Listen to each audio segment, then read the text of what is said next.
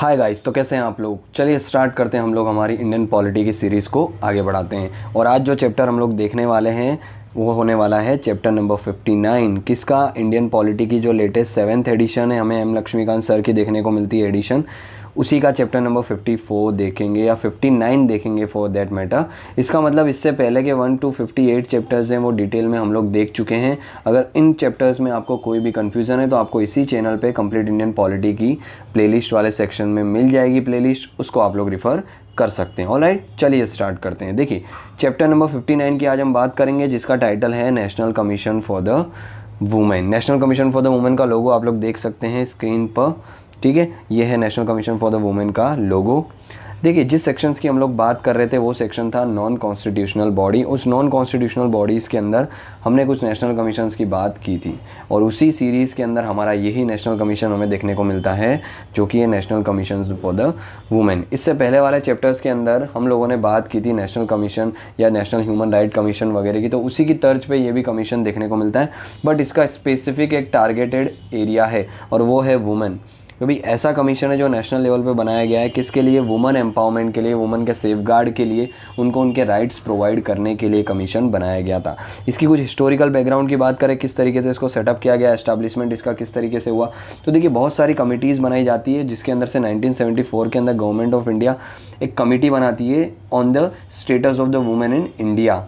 ठीक है, उसके बाद वो कमेटी भी रिकमेंडेशन देती है कि भाई ऐसी नेशनल लेवल की एक बॉडी होनी चाहिए जिसको नेशनल कमीशन ऑफ वुमेन बोला जाए, जो कि क्या करे? फुलफिल करे the surveillance functions and the facilitate करे रिड्रेसल ऑफ द ग्रीवांसेस और एक्सेलरेट करे the socio economical development of the woman. तो एक कमीशन 1974 के अंदर एक कमेटी बनाई गई थी जिसने रिकमेंडेशन दी कि भाई ऐसी कोई बॉडी होनी चाहिए।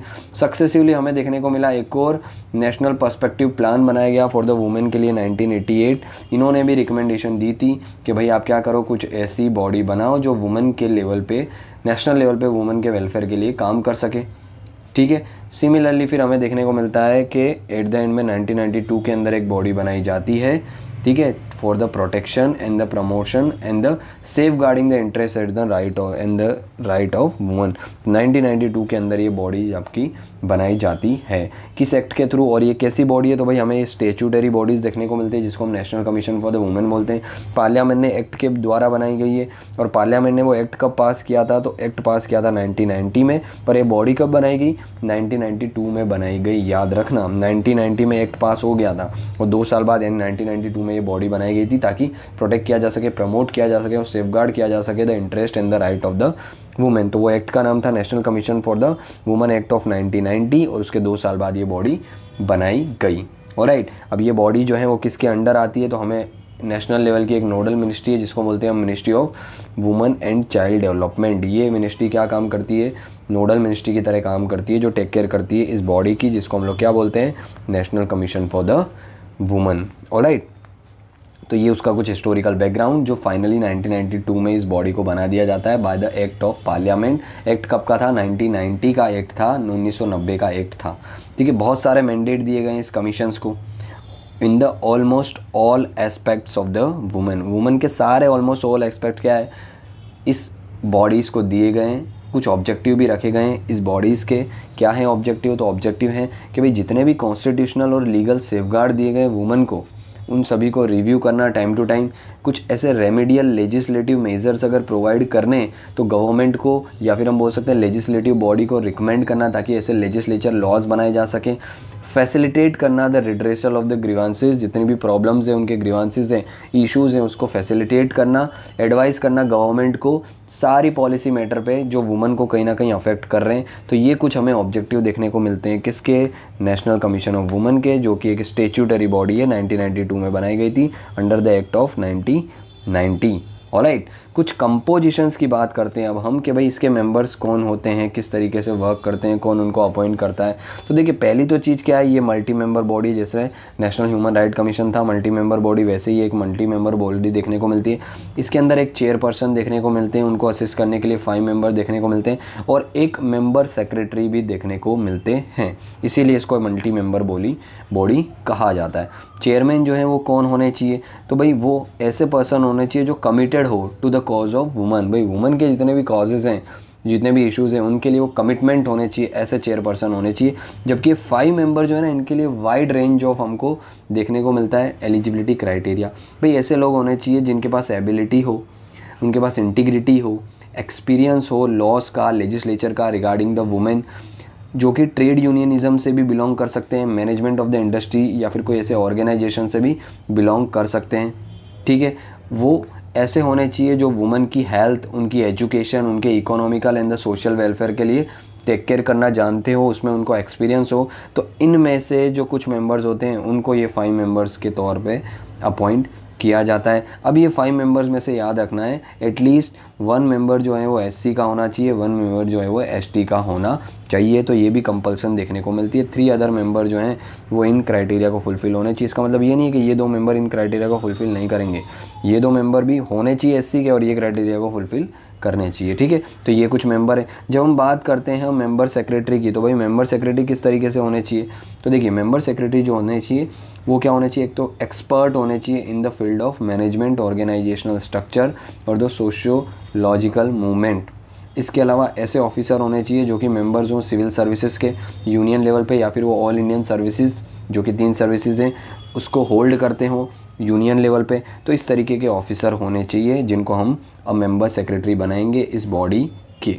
ठीक है, अब देखिए चेयरपर्सन हो, मेंबर्स हो या फिर मेंबर सेक्रेटरी हो, इन सभी को कौन नॉमिनेट करता है, तो भाई सेंट्रल गवर्नमेंट करती है। सेंट्रल गवर्नमेंट की भी स्पेसिफिक जो मिनिस्ट्री है, ministry of women and child development, वो क्या करती है, इनको नॉमिनेट करती है। इनकी जितनी भी मेंबर्स की, चेयरमैन की, सेक्रेटरीज़ की सैलरीज होंगी, अलोवेंसेज होंगे, अदर सर्विस कंडीशंस होगी, ये सब भी कौन डिटरमाइन करेगा, सेंट्रल गवर्नमेंट डिसाइड करने वाली है। भाई एक बार अपॉइंट कर दिया तो कितने साल तक ये रह सकते हैं अपनी पोस्ट पे, तो 3 साल तक रह सकते हैं।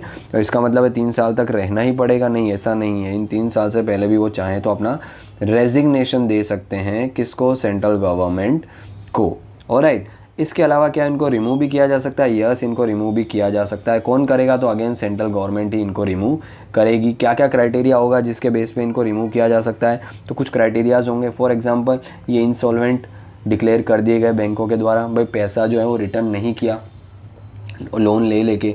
ठीक है, इनको इम्प्रिजनमेंट हो गई यानी कि कैद की सज़ा हो गई कहीं ना कहीं, जो कि गवर्नमेंट ऑफ इंडिया यानी कि सेंट्रल गवर्नमेंट जो है उनके ओपिनियन में वो मॉरल टर्पिट्यूड की तरह, यानी कि मॉरल इनका ख़राब है, इनकी इंटीग्रिटी ख़राब है, वो चीज़ें सेंट्रल गवर्नमेंट को लगती है जो पनिशमेंट दी गई उसके बेसिस पे, तो इनको रिमूव किया जा सकता है।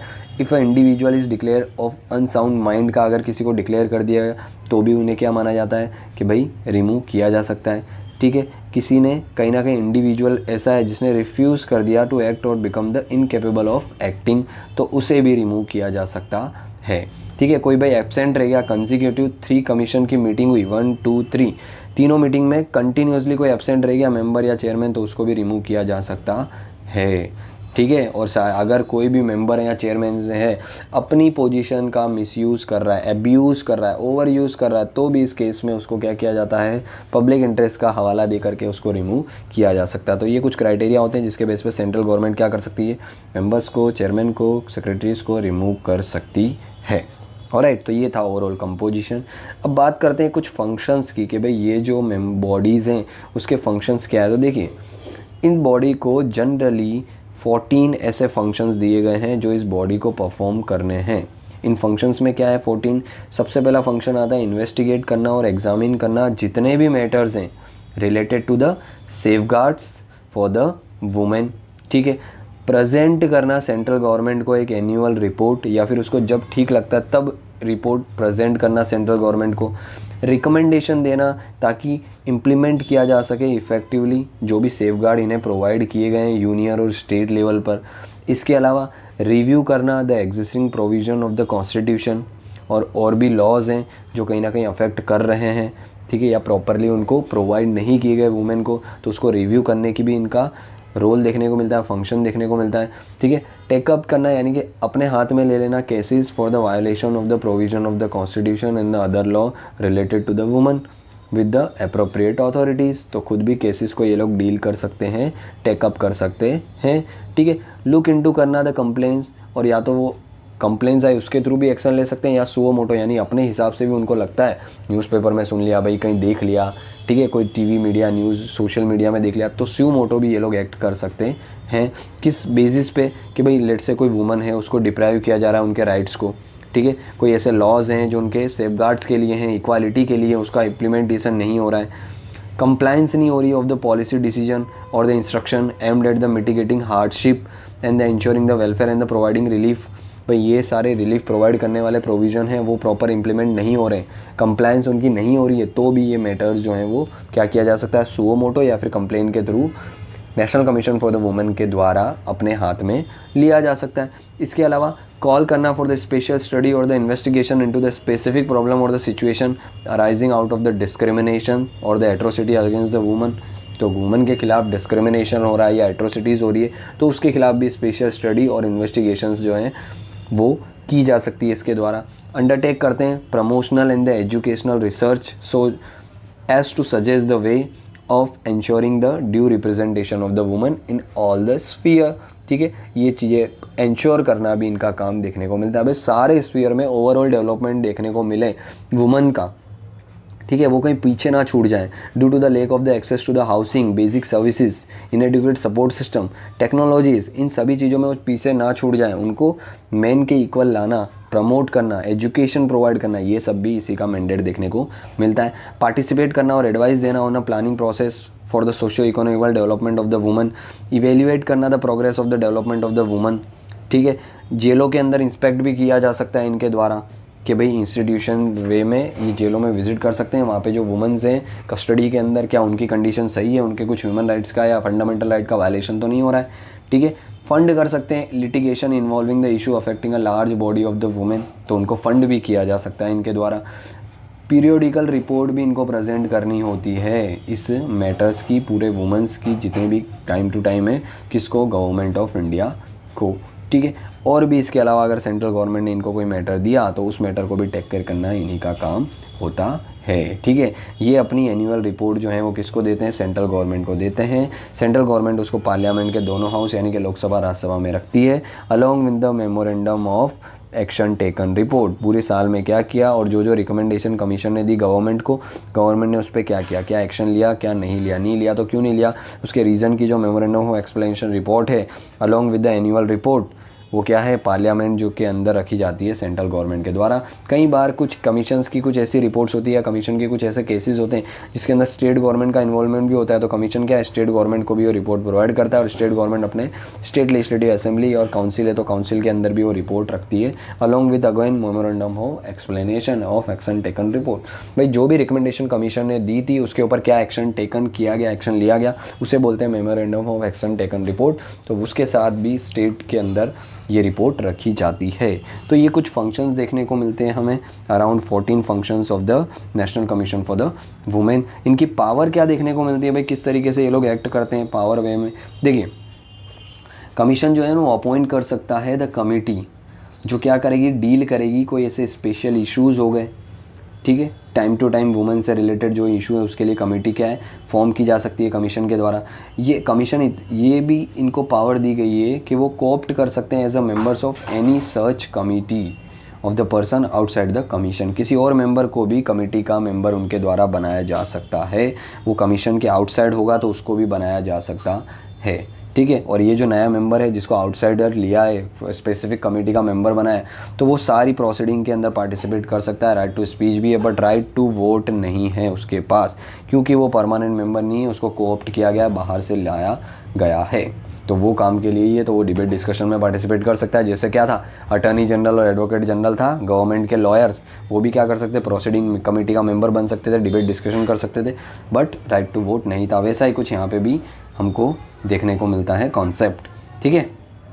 इसके अलावा कमीशन क्या कर सकता है, उसकी खुद की जो प्रोसीजर्स है उसको रिव्यू कर सकता है, रेगुलेट कर सकता है, चेंज कर सकता है, ठीक है। और जब भी इन्वेस्टिगेट कर रहा होता है ये कमीशन इन द मैटर और inquiry into the any complaint जो उसे मिली, तो उसके पास सिविल कोर्ट की पावर हमें देखने को मिलती है, और इसी पावर के तहत वो क्या कर सकता है, समन कर सकता है, एनफोर्स कर सकता है the attendance of any person जिस पे उसको डाउट है, डॉक्यूमेंट्स मंगा सकता है एविडेंस के तौर पे, रिसीव कर सकता है एविडेंस ऑन द एफिडेविट जो कि कोर्ट जनरली रिसीव करता है एफिडेविट को। इसके अलावा रिक्वेश्चनिंग कर सकता है any public record from the any court और द ऑफिस, इशू कर सकता है summon for the examinations of the witness and the documents और एनी अदर मैटर जो भी उनको सेंट्रल गवर्नमेंट ने दी तो उसके मैटर पे भी वो काम कर सकता है, ठीक है। और सेंट्रल गवर्नमेंट अगर कोई भी ऐसा डिसीजन ले रही है जो क्या है वुमेन को अफेक्ट कर रहा है मेजरली, तो उसमें national commission for the women से क्या करना होगा, कंसल्ट करना ही होगा सेंट्रल गवर्नमेंट को। तो ये भी पावर के अंडर ही आता है, किसके, national commission for the women के। ऑलराइट, इसके अलावा जब हम वर्किंग की बात करते हैं किस तरीके से वर्क करता है national commission for the women, तो देखिए सबसे पहले कंप्लेन रिसीव कर सकता है सुओ मोटो भी, ठीक है, या फिर किसी ने कंप्लेन की है, वर्बली भी कंप्लेन की है तो उसको भी ये क्या कर सकता है, एंटरटेन कर सकता है। एक बार कंप्लेन जो रिसीव हुई तो कंप्लेन को जनरली ये 23 कैटेगरी के अंदर डिवाइड करता है कि भाई ये 23 कैटेगरी की अलग अलग तरीके की हमें रिपोर्ट देखने को मिलती है, ठीक है। कोई भी किसी ने भी रिपोर्ट किया सुओ मोटो इन्होंने एक्शन लिया तो 23 टाइप्स की अलग अलग रिपोर्ट जो हैं उसके ऊपर ये काम करते हैं। क्या हो सकती है तो देख सब आप जानती हो, मेनली रेप और अटेम्प्ट टू रेप, कोई एसिड अटैक है, सेक्सुअल असॉल्ट किया गया, सेक्सुअल हरासमेंट हुई है, ठीक है। स्टॉकिंग देखने को मिल रहा है, स्टॉकिंग का मतलब क्या होता है कि भाई उनको हरास किया जा रहा है ऑनलाइन वे में, ठीक है। ट्रैफिकिंग, प्रोस्टिट्यूशन देखने को मिल रहा है, वेश्यावृत्ति वगैरह वुमन की, तो वो भी रिपोर्ट का एक हम बोल सकते हैं एक पार्ट है अलग अलग टाइप की रिपोर्ट में से। Outraging modesty of the women, भाई वुमेन जो है उनकी क्या की जा रही है, उनको असॉल्ट किया जा रहा है, उनको क्रिमिनली फोर्स किया जा रहा है, उनको उनकी जो डिग्निटी है, उनकी जो रिस्पेक्ट है उसको ख़त्म किया जा रहा है। Cyber crime against the women हो रहे हैं, पुलिस एपैथी देखने को मिल रही है अगेंस्ट द वुमेन, भाई पुलिस जो है प्रॉपरली प्रोएक्टिवली रिएक्ट नहीं करती वुमेन के लिए, तो ऐसी कंप्लेन को भी ये एंटरटेन करते हैं। हरासमेंट हो रही है मैरिड वुमेन की डाउरी को लेके, डाउरी डेथ है, बायगामी, पोलागामी, बहुपत्नी प्रथा हो गया, ठीक है, दो पत्नी प्रथा हो गया, ये सब चीज़ें। Protection of women against the domestic violence है, वुमेन के राइट हैं कस्टडी के अंदर of the children, right to exercise the choice of the marriages, right to leave with dignity, sexual harassment of women in workplace, denial of maternity benefit, gender discrimination is equal to equal rights to the education of work, indecent representation of the women। इसका मतलब indecent representation of women, women को इस तरीके से दिखाना जो उनकी dignity को क्या करता है, ख़त्म करता है। फॉर एग्जांपल वुमेन के जो बॉडी ऑर्गन्स हैं उनको इलीगल हम बोल सकते हैं, बहुत ही भद्दे तरीके से दिखाना जो उनकी डिग्निटी, उनकी सेल्फ रिस्पेक्ट, प्राइवेसी को हनन करता है, वो भी कंप्लेन ले सकते हैं ये। सेक्स सिलेक्टिव एबॉर्शंस, फीमेल फर्टिसाइड्स, ये सारी चीज़ें भी इनके द्वारा की जाती है। भाई एबॉर्शंस वगैरह होते हैं, सेक्स सिलेक्शन देखने बोलते हैं, बॉय है तो रहने दो, मैं गर्ल चाइल्ड है तो उसको डेथ कर दो उसकी, ठीक है। फीमेल फोर्टिसाइड उसी को बोला जाता है कि भाई गर्भ के अंदर ही क्या करना, बच्ची जो है अगर वो गर्ल है तो उसको अबॉर्शन करवा देना उसका, वो सब ट्रेडिशनल प्रैक्टिस है जैसे कि सती है, देवदासी प्रथा है, विच हंटिंग है, तो ये सारी चीज़ें अगर प्रैक्टिस हो रही है तो उसके खिलाफ भी यहाँ पे रिपोर्ट की जा सकती है। फ्री लीगल एड तो हैं ही वुमेन के लिए, तो उसके खिलाफ भी केसेस जो हैं ये अलग अलग 23 टाइप्स के केसेस जो हैं वो डील करती है national commission for the women, ठीक है। अभी अगर स्पेसिफिक केसेस की अगर क्या रिपोर्ट मिलती है इनको तो ये क्या करते हैं, भाई कोई ऐसा केस है जिसके अंदर पुलिस एपैथी यानी कि पुलिस की उदासीनता देखने को मिल रही है, पुलिस उसमें प्रोएक्टिवली काम नहीं कर रही है, तो उससे हायर अथॉरिटी को इन्वेस्टिगेशन करने के लिए वो केस दिया जाता है इनके द्वारा। कोई फैमिली डिस्प्यूट है, ठीक है, तो उसको रिजॉल्व कराया जाता है, ठीक है, कॉम्प्रोमाइज़ करके और प्रॉपर काउंसलिंग करके। कोई ऐसा केस है जिसमें एग्रीगेटेड डेटा देखने को मिल रहा है, are made available to the various state authority to facilitate the action, ठीक है। कई बार कोई पर्टिकुलर एक्शन है, पर्टिकुलर स्टेट है, रीजन है, वहाँ की कोई वुमन है, उसका कोई केस है, तो भाई अप्रोप्रिएट डेटा मांगा भी जाता है अथॉरिटी से और स्टेट अथॉरिटी से भी मांगा जा सकता है। कोई सेक्सुअल हरासमेंट कंप्लेन का केस है तो कंसर्न ऑर्गेनाइजेशंस को बोला जाता है कि आप प्रॉपर इसको टेक केयर करो, और उसकी टाइम टू टाइम मॉनिटरिंग भी की जाती है, क्योंकि हो सकता है ऑर्गेनाइजेशंस क्या हो, करप्ट हो, वो केस को दबाने की कोशिश करे ऑर्गेनाइजेशन के रिस्पेक्ट के लिए, ठीक है। इसके अलावा अगर कोई सीरियस क्राइम होता है तो कमीशन क्या करता है, एक इंक्वायरी कमेटी भी बनाता है to provide the immediate relief and the justice to the victims of the violence, ठीक है, और द एट्रोसिटीज। तो ये कुछ एक्शन टेकन भी किए जाते हैं जो कि working of the national commission of the women के अंडर ही हमें देखने को मिलता है। इसके अलावा देखिए एक मॉडल भी एस्टेब्लाइज किया गया है through the various evolve and the innovations के द्वारा, जिसको बोला जाता है पारिवारिक महिला लोक अदालत, ठीक है। एक टाइप की सप्लीमेंट्री बॉडी देखने को मिलती है जो डिस्ट्रिक्ट लीगल सर्विस अथॉरिटीज़ की है, किसके लिए, ताकि स्पीडी डिस्पोजल किया जा सके जो भी ऐसे मैटर्स हैं मैरिज या फैमिली से रिलेटेड वुमेंस के लिए, तो इनके केसेस को स्पीड में फटाफट क्या किया जाए, रेगुलर कोर्ट की जगह इन कोर्ट्स के अंदर जाके स्पीड वे में क्या किया जाए, डिस्पोज किया जाए, उसके लिए किया गया है। लोक अदालत का जो मॉडल है उसी के बेस पे कहीं ना कहीं ये वर्क करती है पारिवारिक महिला लोक अदालत। ठीक है, ये जो कमीशन है national commission for the woman, वो क्या है, फाइनेंशियल असिस्टेंट भी प्रोवाइड करता है एनजीओज़ को, स्टेट वुमेन कमीशन को और स्टेट लीगल सर्विस अथॉरिटी को, ताकि वो क्या करें, इस तरीके की पारिवारिक महिला लोक अदालत अरेंज करें और वुमेन के जितने भी फैमिली से रिलेटेड, पर्सनल मैरिज से रिलेटेड केसेस है उसको फटाफट निपटा दें। तो उसके लिए ये बॉडी बनाई गई है। इनके ऑब्जेक्टिव यही है ताकि स्पीडी और cost free disposal of the justice provide किया जा सके, वुमेन को अवेयरनेस जनरेट की जा सके पब्लिक के अंदर। ठीक है, इसके अलावा गियर अप किया जा सके the process of organizing the Lok Adalat. इसके अलावा एम्पावर किया जा सके पब्लिक को, स्पेशली वुमेन को, ताकि वो पार्टिसिपेट कर सके in the justice delivery mechanism. तो ये कुछ हमें ऑब्जेक्टिव देखने को मिलते हैं पारिवारिक महिला लोक अदालत के। एक टाइप की अदालत है जो वुमेन के फैमिली और मैरिज से रिलेटेड केसेस है उससे डील करती है। ऑलराइट, तो ये है पारिवारिक महिला लोक अदालत। ये था ओवरऑल स्मॉल चैप्टर जो कि था हमारा national commission of the woman, जिसके अंदर हमने बात की कि भाई क्या क्या हिस्टोरिकल बैकग्राउंड था, कैसे उसको स्टैट्यूटरी बॉडी के फॉर्म में स्टेबलाइज किया गया, कंपोजिशन क्या है, फंक्शंस किस तरीके से करता है, इनके पास क्या क्या पावर है, वर्किंग क्या है इनकी, और लास्ट में ये पारिवारिक महिला लोक अदालत के बारे में हमने देखा। ऑलराइट, तो ये था आपका chapter number 59 in total. I hope आपको समझ आ गया होगा।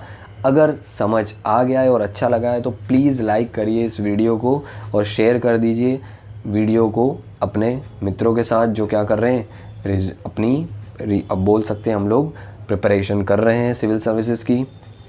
और अगर फर्स्ट टाइम विज़िट कर रहे हैं हमारी चैनल पे तो प्लीज़ लाइक करके सब्सक्राइब कर लीजिएगा चैनल को। और इससे पहले के चैप्टर्स में आपको कोई भी कन्फ्यूज़न है तो आपको प्लेलिस्ट मिल जाएगी इसी यूट्यूब चैनल पे। ऑलराइट, चलिए मिलते हैं इसी के साथ नेक्स्ट लेक्चर में नए चैप्टर के साथ। तब तक के लिए जय हिंद।